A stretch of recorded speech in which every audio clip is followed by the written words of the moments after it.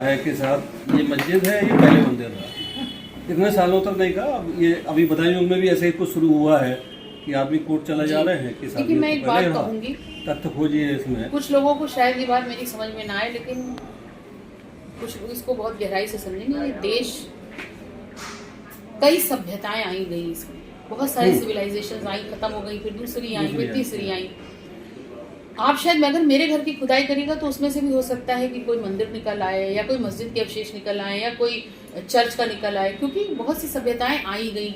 तो ये तो मुमकिन है कि हो सकता है कि उसके नीचे कुछ रहा हो। मे बी कि आज की तारीख में अगर हम बात करें, हो सकता है कोई मंदिर ऐसा हो जिसके नीचे मस्जिद के अवशेष निकल आए। बहुत सारे मुगल बादशाह ऐसे गुजरे हैं जिन्होंने बड़े बड़े मंदिर भी तामीर कराए हैं, तो यकीनी तौर पर हो सकता है कुछ डिमोलिश करा के कराया हो।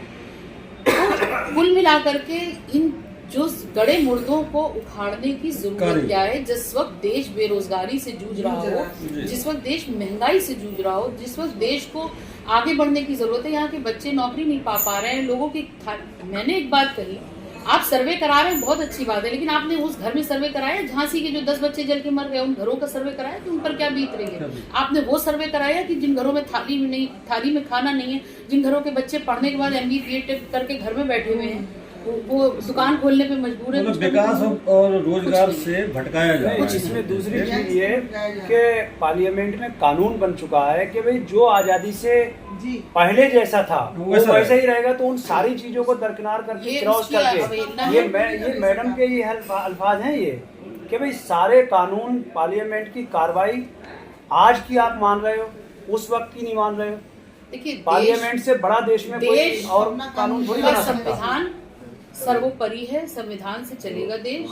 आप कोई भी ऐसे चीजों को आप इग्नोर नहीं कर सकते हैं।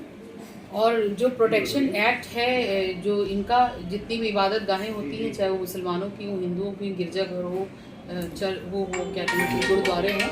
तो और दूसरी चीज़ सबसे बड़ी बात ये है कि एक वर्डिक्ट आया था बाबरी मस्जिद के टाइम पे, उस वक्त मुसलमानों ने उसका दिल खोल के स्वागत किया था कि ठीक है, अगर किसी की आस्था जुड़ी है वो चीज़ हो जानी चाहिए। पूरे देश में एक सुकून रहा। सुकून इसलिए नहीं रहा कि इनका लॉ एंड ऑर्डर अच्छा था, सुकून इसलिए था कि हमने एक अच्छे जिम्मेदार नागरिक की भूमिका निभाते हुए उसको दिल से एक्सेप्ट किया। बिल्कुल सहमति दे दी कि चलो भैया। और उस वर्डिक्ट का एक आप पेज सुन लीजिए कि सुप्रीम कोर्ट ऑफ इंडिया ने ये कहा था कि बाबरी मस्जिद निश्चित तौर पर एक अपवाद होगी, इसके बाद ऐसा कुछ नहीं होगा। लेकिन उसके बाद भी काशी हुआ, मथुरा हुआ, अब देखिए आप संबल हो गए, उसके बाद अभी हम एक और बदायूं हैं, बदायूं की जामा मस्जिद, फिर अजमेर शरीफ चले गए हैं। और मैंने तो सुना है कि तकरीबन अगर मेरी सुनने में कोई गलती नहीं हो कि 30-35 हज़ार ऐसी चीजें जगह हैं, इबादत गाहें मुसलमानों की, जिसको इन्होंने निशाने बना रखे हैं। तो ये निशाने इनको एक्चुअली धर्म का लेना देना भारतीय जनता पार्टी के लोगों का नहीं है, इनकी सोच धार्मिक नहीं है। धर्म प्रेम सिखाता है, धर्म अपनत्व सिखाता है, धर्म इंसाफ सिखाता है, धर्म हमदर्दी सिखाता है। अगर कोई इन चीजों से परे है तो इसका मतलब वो धार्मिक नहीं हो सकता। अब यहाँ कुछ और कार्यकर्ता भी हैं आपके साथ में? मेरे साथ समाजवादी महिला सभा की राष्ट्रीय सचिव भी हैं, साजिदा सबा।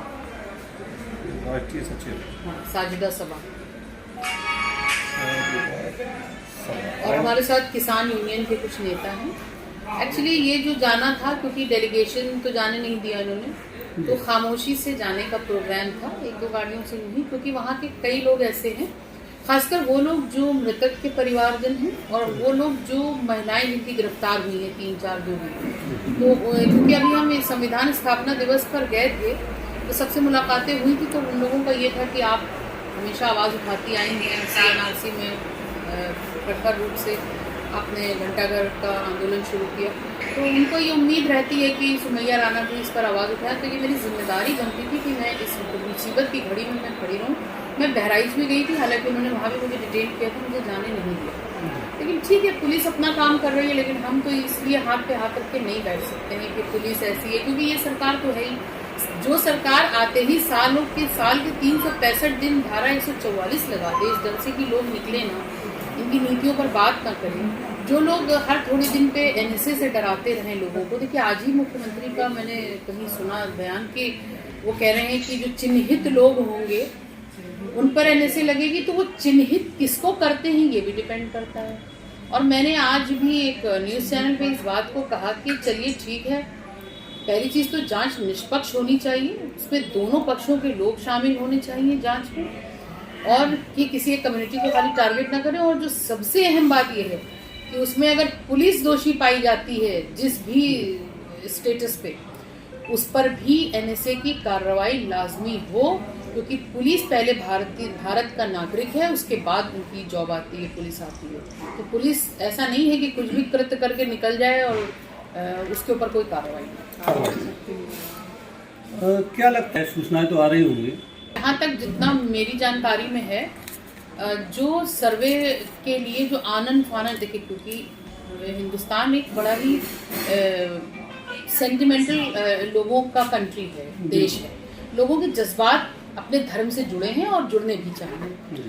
उस वक्त में किसी एक धर्म स्थल को, यानी कि मस्जिद है, उसकी जगह मंदिर भी हो सकता था, गिरजाघर भी, बहरहाल अभी मस्जिद थी निशाने पर, मस्जिद के लिए आनन फानन में 2 घंटे के अंदर कोर्ट से ऑर्डर भी आ जाता है, और सर्वे के लिए सर्वे टीम आती है। आप लोग सब वीडियोस देख सकते होंगे, सर्वे टीम की जो बॉडी लैंग्वेज थी, सीना तान के तड़तड़ चल रहे हैं, उनके साथ जो लोग चल रहे हैं वो एकदम एक जुनून के साथ और एक स्पेसिफिक नारेबाजी करते हुए, तो जाहिर सी बात है कि उसमें माहौल खराब होगा, क्योंकि जब आप नारेबाजी करोगे तो उधर से नारेबाजी होगी, कुछ ना कुछ एक पूरा ऑरा। उस वक्त पुलिस क्या कर रही थी? ये पुलिस मुस्तैद बाहर है सिर्फ महिला को रोकने के लिए कि वो पीड़ित परिवार के जख्मों पर मरहम न रख पाए, लेकिन पुलिस उस वक्त क्या कर रही थी जब उनको ये, और इंटेलिजेंस क्या कर रही थी, पुलिस कहती है पत्थरबाजी हो रही थी, पत्थर कहाँ से आए, और पत्थर आए, मैं यहाँ आकर के बैठी हूँ, LIU वाले टहलने लगे मधुमक्खी की तरह, लेकिन LIU तब क्या कर रही थी जब पत्थर जमा हो रहे थे, अगर इनका कहना ये मान लेते हैं सही। हाँ, मतलब वो स्थिति बनी तो इन्हें क्यों नहीं पता? बिल्कुल total failure of intelligence and total failure of law and order of Uttar Pradesh सरकार।